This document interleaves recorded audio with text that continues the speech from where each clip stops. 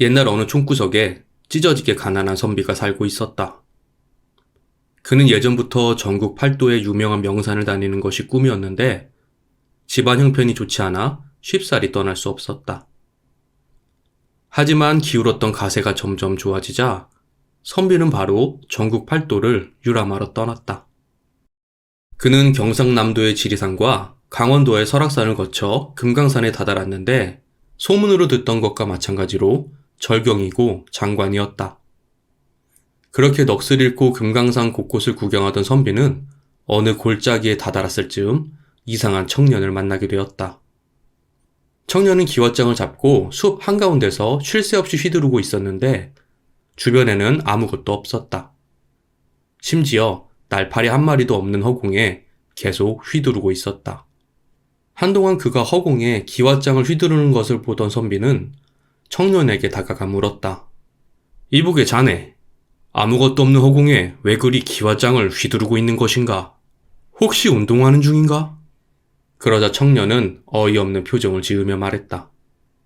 정신 나간 사람처럼 숲 한가운데서 운동이라니, 뭔 말을 그리 섭하게 하시오. 난 정신이 멀쩡한 사람이오. 그럼 아무것도 없는 허공에 왜 그리 기왓장을 휘두르고 있는 것인가? 돈 벌려고 이렇게 힘들게 휘두르고 있다오. 믿기 어렵겠지만 이렇게 계속해서 휘두르고 있으면 숲에서 금싸라기가 나온다오. 당신도 한번 해보시겠소? 기왓장만 내두르면 숲속에서 금싸라기가 나온다니, 이게 말이나 되는 소리인가? 하지만 탐욕에 눈이 먼 선비는 금이 생긴다는 말에 귀가 솔깃했다. 그래서 청년에게 말했다. 허허, 그거 참 믿기 어려운 얘기지만 진짜인지 가짜인지 진위를 가려야 하니 기왓장을 나에게 넘기시오. 내 한번 열심히 휘둘러 보리다. 청년은 선비에게 기왓장을 넘겼다. 선비는 기왓장을 받자마자 숲을 향해 열심히 휘둘렀는데 그러는 사이 젊은이는 냅다 주랭랑을 쳐버렸다.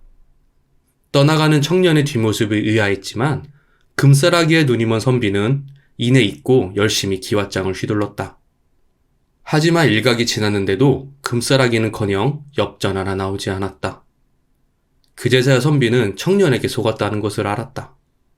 선비는 참, 괜시리 힘만 뺐네. 그냥 가던 길이나 가야겠다 하면서 돌아서려 하는데 숲속에서 바스락거리는 소리가 들렸다. 옳지, 이제야 금싸라기가 나오려나 보다. 그렇게 두근거리는 마음으로 뒤를 돌아보던 선비는 깜짝 놀라고 말았다. 거기에는 집채만한 호랑이 한 마리가 숲속에서 나와 입을 벌리고 선비를 잡아먹으려고 했기 때문이었다. 선비는 급한 마음에 기왓장을 주워들고 마구 휘둘렀다. 그러자 호랑이가 주춤하더니 이내 뒷걸음질 치면서 숲속으로 들어갔다. 선비는 안도의 한숨을 내쉬고 다시 뒤돌아 갈 길을 가려고 했는데 호랑이가 또다시 튀어나와 선비를 잡아먹으려고 했다. 선비는 거듭하여 다시 기왓장을 휘둘렀는데 그러자 호랑이가 아까와 마찬가지로 숲속으로 들어갔다. 아이고, 내가 속았구나. 금싸라기가 나온다는 거짓말에 속아 이 힘든 일을 떠맡게 되었구나. 돌아서면 호랑이가 튀어나오고 기왓장을 휘두르면 다시 들어가고 끝이 나지 않는 싸움이었다. 선비는 하루 종일 기왓장을 휘두른 탓에 몸이 땀으로 흠뻑 젖고 숨이 목까지 차올랐지만 멈출 수는 없었다. 휘두르지 않으면 이내 호랑이에게 잡아먹힐 테니. 그렇게 시간은 흘러 어느덧 해가 기울었는데 마침 어떤 신랑이 그 옆을 지나가게 되었다.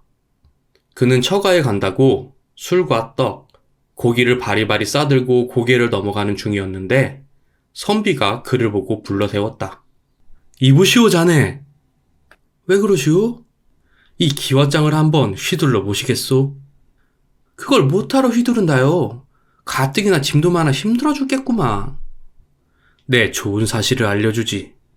이걸 여기서 계속 휘두르고 있으면 저 숲속에서 금싸라기가 나온다오. 나는 챙길 만큼 챙겨서 이제 필요 없으니 특별히 당신에게만 말해주는 거요. 선비의 말을 듣고 욕심이 동했는지 신랑의 눈이 반짝하고 빛났다.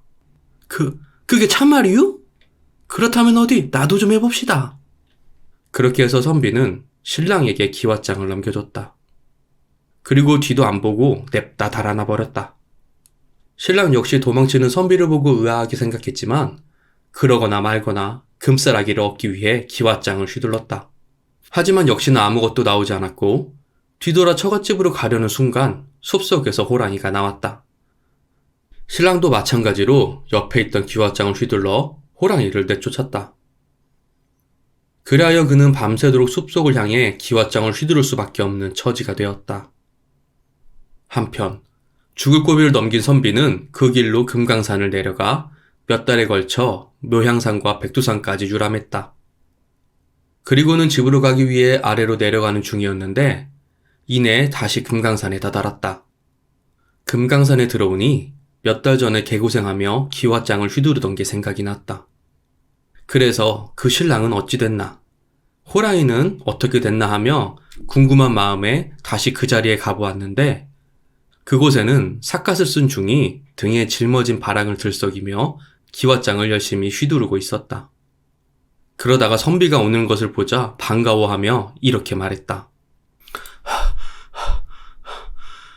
이보시오 선비. 여기서 이것을 누르면 숲에서 금싸라기가 술술 쏟아져 나온다오.